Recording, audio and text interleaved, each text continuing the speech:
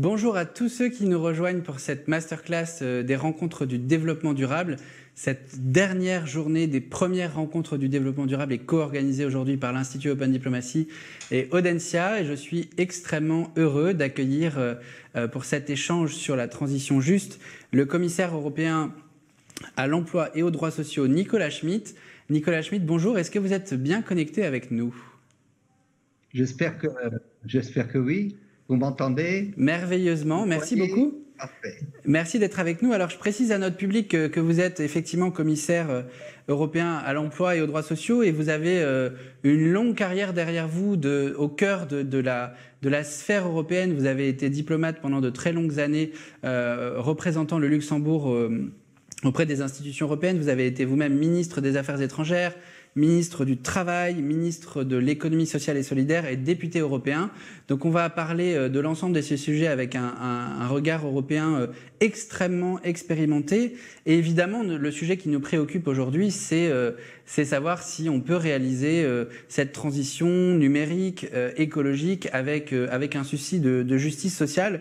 Pour commencer, Monsieur Schmit, j'ai une question à vous poser. Vous êtes, si vous me permettez cette expression, un pionnier dans la sphère bruxelloise, puisque vous êtes le premier commissaire à l'emploi et aux droits sociaux, avec comme mission de porter le socle européen des droits sociaux qu'on a adopté au sommet de Göteborg il y a quelques années à peine, avec 20 principes, 3 grands objectifs.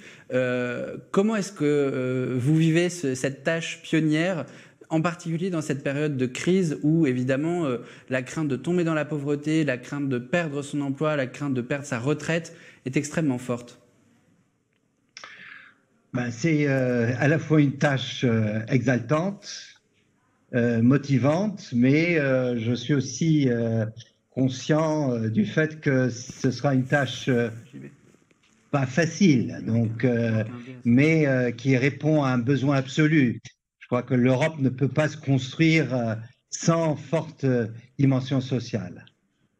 Oui, vous avez raison. Et alors, cette Europe sociale dont vous avez la charge, si j'ose dire, au sein du collège des commissaires, puisque vous agissez en tant que collectif de leadership, elle est fondée, sur, je le disais à l'instant, sur ce socle européen des droits sociaux. Est-ce que vous pouvez nous expliquer en quoi consiste ce socle ? Qu'est-ce qu'il a changé et surtout, comment est-ce qu'il peut nous aider à affronter la crise dans laquelle on rentre ? Je dois d'abord rendre hommage à mon compatriote Jean-Claude Juncker, qui était donc le président de la Commission et qui était dans sa carrière aussi ministre du Travail. Et Jean-Claude Juncker a toujours compris que sans une forte dimension sociale, l'Europe risquait de s'éloigner de plus en plus du quotidien et des soucis de ses citoyens. Je crois que la crise précédente, qui a ignoré largement cette dimension sociale, a été suivie d'ailleurs de cet éloignement des citoyens. Nous avons vu la montée des populismes, nous avons vu que l'Europe ne trouvait plus l'adhésion dans beaucoup d'États membres, y compris en France. Et donc, comment relancer l'Europe sociale ?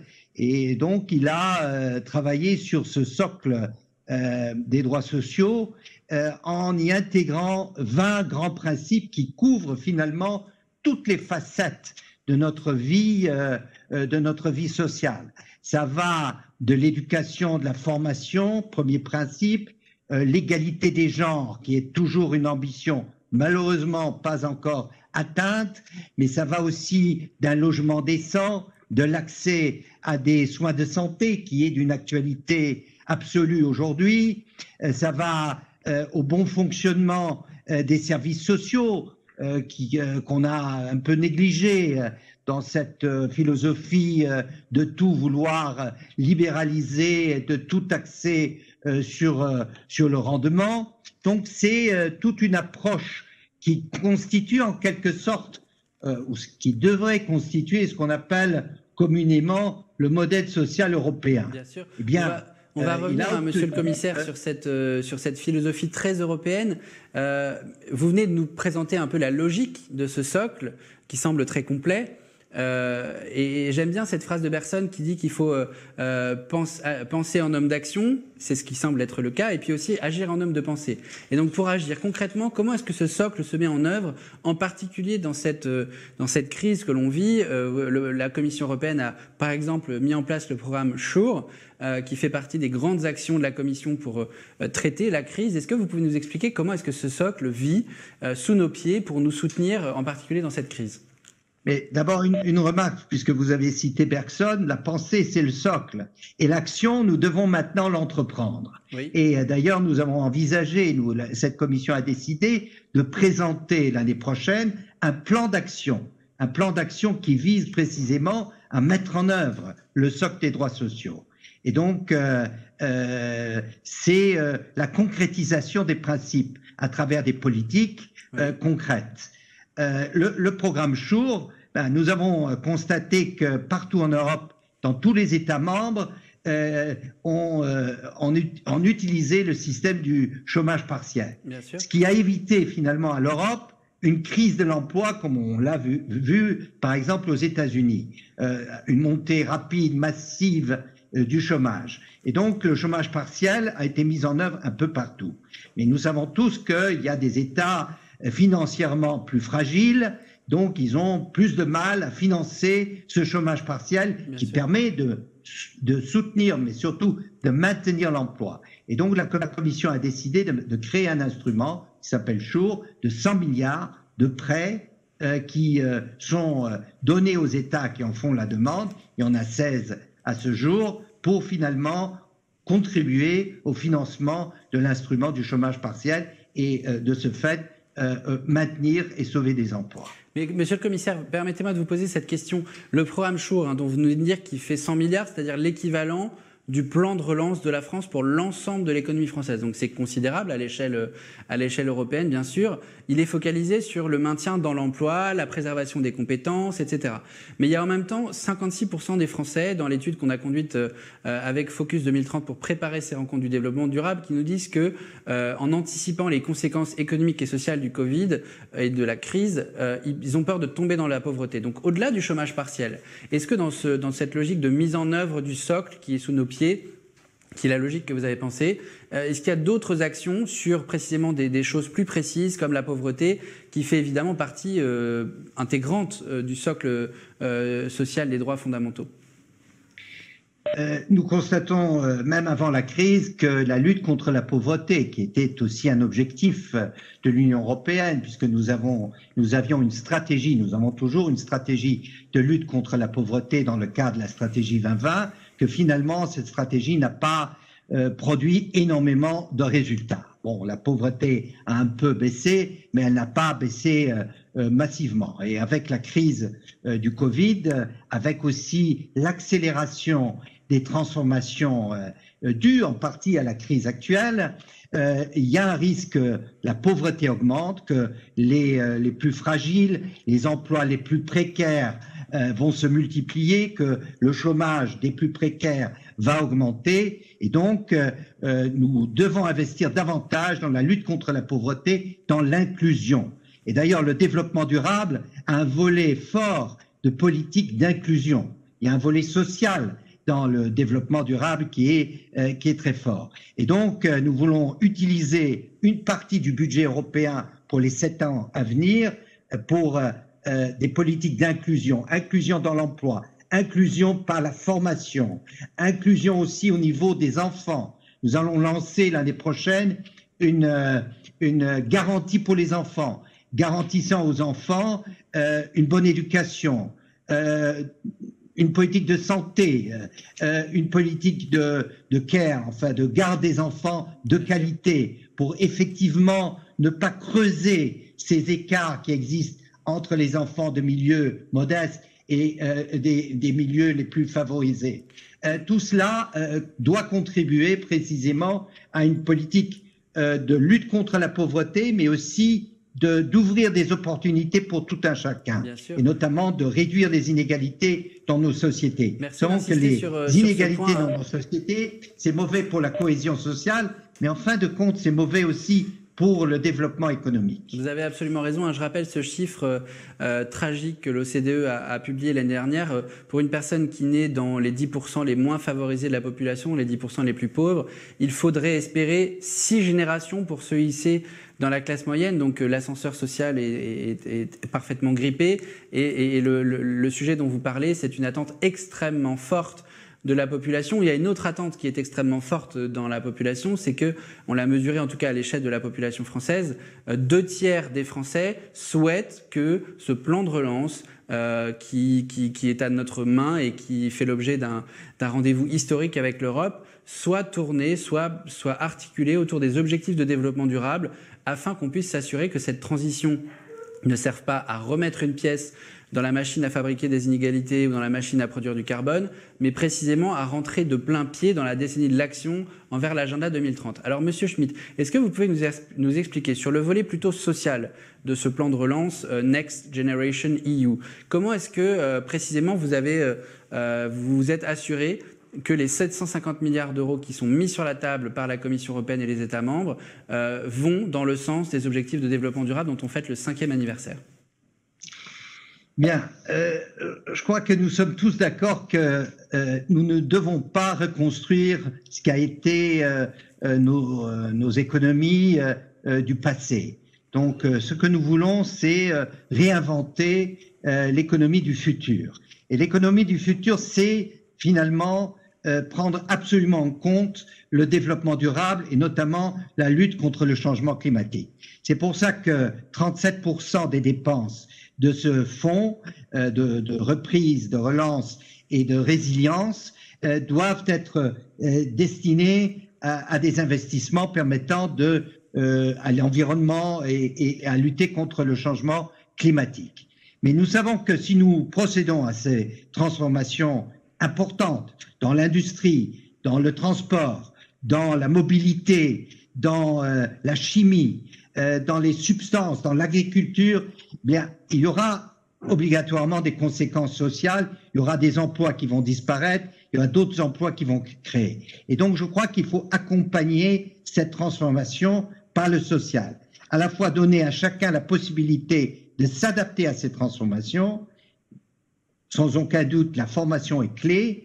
Et nous avons d'ailleurs lancé au début du mois de juillet un agenda des compétences qui doit être en quelque sorte étroitement lié à ces transformations économiques et donc donner à chacun la possibilité d'adapter, d'ajuster, d'augmenter ses compétences. Et donc une partie de ce fonds doit être consacrée à l'investissement, mais aussi pas uniquement à l'investissement dans l'industrie, etc., mais à l'investissement dans les hommes et les femmes, dans l'investissement pour les jeunes, pour préparer les jeunes à ces transformations, pour ouvrir le champ de la formation permanente qui privilégie ceux qui sont déjà bien formés et néglige ceux qui ont peu de formation. Et monsieur le commissaire, donc vous insistez beaucoup sur la formation, qui est effectivement pour le volet emploi un sujet essentiel pour préparer cette grande transition. Mais il y a un autre volet qui est absolument essentiel, c'est le volet santé. On sait que la Commission européenne n'a pas de compétences immédiates sur les questions de santé. Elle peut faciliter les échanges entre les États membres pour harmoniser des bonnes pratiques. Mais à l'heure où précisément notre résilience, notre capital humain, physique et aussi bonne santé mentale est en jeu, comment est-ce qu'on va s'y prendre? Parce qu'on sait que le changement climatique, c'est pas des conséquences seulement sur nos emplois, c'est aussi et surtout des conséquences sur notre santé. Quand on vit un été à 55 degrés, quand on vit des canicules à répétition, des catastrophes climatiques, évidemment des pandémies, ça peut s'accélérer. Sur le volet santé, comment est-ce que la Commission se prépare à développer quelque chose de nouveau dans ce contexte-là? Bien, premièrement, je crois que la santé, quand nous parlons de la pollution, il y a un problème de santé. D'ailleurs, il y a des villes qui essaient d'évacuer ou de limiter la circulation. C'est en partie aussi pour des raisons de santé, parce que l'air qu'on respire crée des maladies et tue.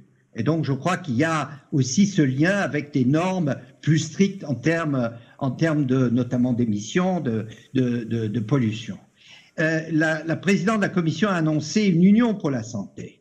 Parce que nous voyons aujourd'hui que certes, les compétences doivent rester largement nationales, mais qu'il y a une dimension européenne, voire internationale, forte dans les domaines de la santé. Le virus ne connaît pas les frontières et les réponses à des pandémies ou les réponses à des grands problèmes de santé, que ce soit d'ailleurs le cancer, où il faut mettre ensemble nos compétences, nos recherches, nos capacités à l'échelle européenne. Et donc, je crois que maintenant, on va développer dans un certain nombre de domaines de la santé des coopérations plus intenses, mais il faut surtout aussi encourager l'investissement dans la santé. Nous avons passé quelques années où finalement la santé, c'était d'abord veiller au coût. J'ai lu récemment un commentaire où quelqu'un a dit la rentabilité de la santé, c'est à peu près pareil que si on demandait la rentabilité des sapeurs-pompiers. Et donc, je crois qu'il faut avoir une approche un peu plus large, parce que si on parle de résilience de nos sociétés, c'est en partie aussi la santé. Et si on n'a pas un secteur de la santé efficace pour répondre à des crises comme celles qu'on vit aujourd'hui, c'est que nos sociétés, nos économies ne peuvent pas être résilientes. Bien Donc, sûr. Avoir un autre regard sur les investissements sociaux et notamment les investissements dans le secteur de la santé, la formation du personnel, mais aussi les salaires qu'on paye à ceux qui finalement étaient en première ligne, les docteurs, mais surtout aussi les infirmières, mais tout le personnel hospitalier, souvent mal payé, souvent des femmes, généralement des femmes. Donc, il y a aussi un problème à ce niveau d'égalité salariale, de revalorisation du travail dans ces secteurs-là. Je pense, monsieur le commissaire, que vos propos extrêmement forts sur la bonne santé de notre secteur de santé vont faire réagir et à bon escient, parce qu'ils sont encourageants. Ils sont de nature à créer de la confiance, évidemment, et la confiance, c'est ce qui a fait un peu défaut jusqu'à présent à l'Europe sociale. On sait que cette Europe sociale, au sens large, elle est relativement peu sous contrôle de la Commission européenne, qui est plus chargée de faire converger des États membres, de les rapprocher plutôt que d'harmoniser le droit du travail, d'harmoniser la fiscalité du travail. L'Europe sociale, dans l'imaginaire collectif, ça rime plutôt avec dumping, avec travailleurs détachés, avec concurrence déloyale. Ça fait beaucoup de choses sur lesquelles, depuis quelques années, la Commission a beaucoup travaillé. Est-ce que vous pouvez nous expliquer précisément comment est-ce qu'on va passer de cette logique de convergence qu'on date assez bien de la stratégie de Lisbonne préparée par le traité de Nice, sur lequel je sais que vous avez beaucoup travaillé vous-même, à une pratique plutôt harmonisée et harmonieuse aussi, et donc une Europe de la confiance, une Europe qui est plus proche des citoyens? Je ne dirais pas que l'idée de convergence est dépassée. Je crois qu'il y a beaucoup de travail encore à faire au niveau de la convergence, y compris au niveau de la convergence sociale. Mais l'harmonisation, je suis toujours un peu sceptique. On ne peut pas tout harmoniser. Nos systèmes sociaux sont très différents, mais ce qu'il faut précisément, c'est de la convergence. C'est finalement le résultat qui compte. Ce sont travailler pour plus de droits sociaux, et c'est ça l'esprit en quelque sorte aussi du pilier ou du socle des droits sociaux, c'est d'activer, d'accélérer la convergence sociale. Un exemple, le salaire minimum. J'allais vous demander. On ne va pas pouvoir dicter de Bruxelles un salaire minimum pour toute l'Europe. Ce n'est pas notre ambition, ce n'est pas notre intention. Et ce qu'on peut faire, c'est créer un cadre qui permet à terme une convergence plus rapide et plus forte des salaires, notamment minimum, je dirais ça dans un sens un peu plus général, à travers l'Europe. Nous avons aujourd'hui un écart entre les salaires minimums en Europe de 1 à 7. Oui. Moi, je ne suis pas sûr que la productivité en Europe, entre les pays avec les salaires minimums les plus élevés et les moins élevés, est de 1 à 7. Donc, je crois qu'il y a là un besoin de convergence salariale, des salaires minimums. Donc, nous avons créé un cadre dans lequel les États peuvent faire évoluer, adapter leur salaire minimum dans le sens de plus de convergence sociale. Donc, c'est ça notre but. C'est pas de venir et de dire tout le monde doit adopter le système suédois, le système luxembourgeois, français. Non. C'est de voir comment est-ce qu'on peut faire avancer dans le progrès, dans une amélioration dans un processus d'amélioration les différents systèmes sociaux. C'est ça notre but. Et nous avons beaucoup de domaines où il reste beaucoup à faire. Bien sûr. Monsieur le commissaire, pour faire ça, pour discuter de ça, je voudrais faire appel à votre expérience d'ancien ministre du Travail. Et on sait qu'un ministre du Travail, son boulot, c'est de discuter avec le patronat, les syndicats, pour arriver à précisément cadrer ce que le paritarisme peut offrir de meilleur, c'est-à-dire comment est-ce qu'on continue de gagner en productivité sans perdre sur le plan social, ou plutôt comment est-ce qu'on continue à gagner en bien-être tout en gagnant en productivité. Est-ce que vous pouvez nous expliquer le paritarisme à l'échelle européenne, ou plutôt le dialogue social à l'échelle européenne, comment est-ce que vous le faites vivre précisément pour concrétiser cette convergence? C'est-à-dire, là, vous nous parlez d'un salaire minimum, ou plutôt de principe pour préparer un salaire minimum à l'échelle européenne sur la base du socle social européen. Comment est-ce que cette vie syndicale, elle se développe pour précisément réaliser cette transition juste à travers toutes les différences des États membres de l'Union européenne? Je crois que l'idée de l'Europe, de l'économie européenne, nous avons parlé de modèle social européen, mais en fait l'idée qui est mise en avant par la présidente, c'est une économie sociale de marché. Oui. Bien, sans dialogue social fort, sans partenaires sociaux forts, il n'y a pas, sans d'ailleurs des accords collectifs, sans une négociation forte entre partenaires sociaux, il n'y a pas d'économie sociale de marché. Et donc nous essayons d'encourager, de promouvoir ce dialogue social au niveau européen. Nous avons beaucoup de réunions avec les partenaires sociaux au niveau européen. Les partenaires sociaux eux-mêmes se voient, se rencontrent, négocient. Il y a récemment maintenant, ils ont négocié une sorte de plateforme sur l'économie numérique. Et d'ailleurs, le traité permet aux partenaires sociaux de négocier des accords que, après, la Commission peut transformer en règles européennes, en directives. Malheureusement, cela ne se passe plus suffisamment souvent. Parce que souvent, maintenant, on a l'impression, dû à la crise, le dialogue social est grippé. Et bien sûr, la même chose doit se faire au niveau national. Il faut une bonne articulation entre le dialogue social au niveau national et le niveau européen. Et il faut surtout encourager le partenariat social dans les pays qui n'ont pas une forte tradition de partenariat social.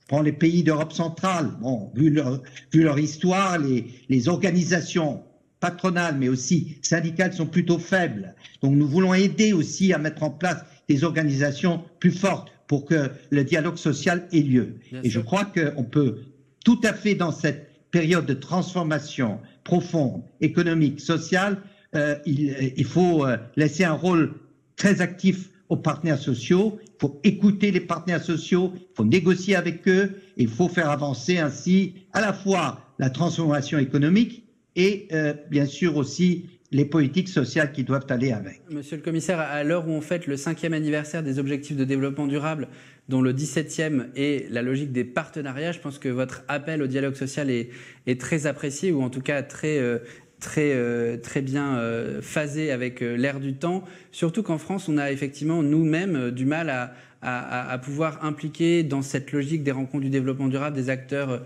sociaux. On a eu beaucoup d'entreprises qui se sont engagées, beaucoup de think tanks, beaucoup d'universités, beaucoup d'instituts de réflexion.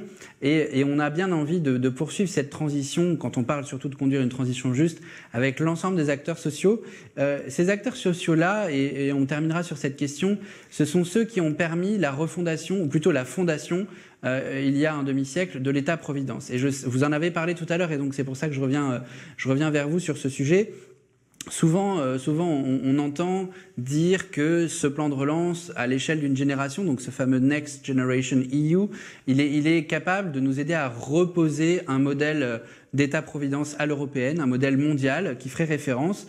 En tout cas, ça fait écho en France à des propos assez forts du président de la République lorsque, au Congrès, un an après son élection, il annonce que sa priorité, c'est de refonder l'État-providence du XXIe siècle. Lorsque, au centenaire de l'Organisation internationale du travail, il réaffirme cet objectif. Lorsque, en tant que président du G7, il veut réduire les inégalités.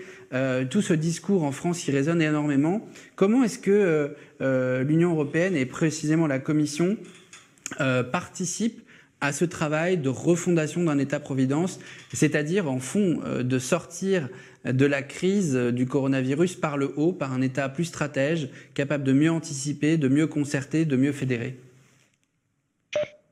Je crois que d'abord c'est l'expérience qui nous montre que un État de protection sociale ou État-providence, peu importe, est indispensable, parce que nous avons vu que là où l'État social, où les services sociaux étaient bien organisés, forts, bien sûr on a pu mieux faire face à cette crise. Et bien sûr il faut l'État-providence, il faut le faire évoluer, il faut le renforcer, mais il faut l'adapter aussi, parce que il y a des changements. Nous avons le thème du vieillissement de notre population, nous avons la transformation du monde du travail, avec beaucoup de technologies nouvelles et moins de travailleurs, puisque on ne peut pas faire reposer tout l'État, le financement de l'État-providence sur le travail. Pourtant, c'est un modèle qui nous vient encore de l'âge industriel. Donc tout cela, il faut l'adapter. Et je crois que là, l'Europe peut jouer un rôle de coordination, d'impulsion, à travers le plan d'action aussi sur le socle des droits sociaux. Évidemment, chaque État a son système. On ne va pas dicter à la France comment elle doit réorganiser ou organiser son système de sécurité sociale. Mais il y a des choses à apprendre les uns des autres. Il faut, les défis sont communs. Le vieillissement de la population, je l'ai mentionné, la transformation du monde du travail, elle est commune à tous les États européens. Donc, je crois qu'on peut travailler sur des solutions communes pour effectivement renforcer l'État social, pour aussi développer de nouvelles réponses. J'ai évoqué les travailleurs des plateformes, ces jeunes d'Uber ou d'autres plateformes, qui souvent n'ont aucune protection sociale.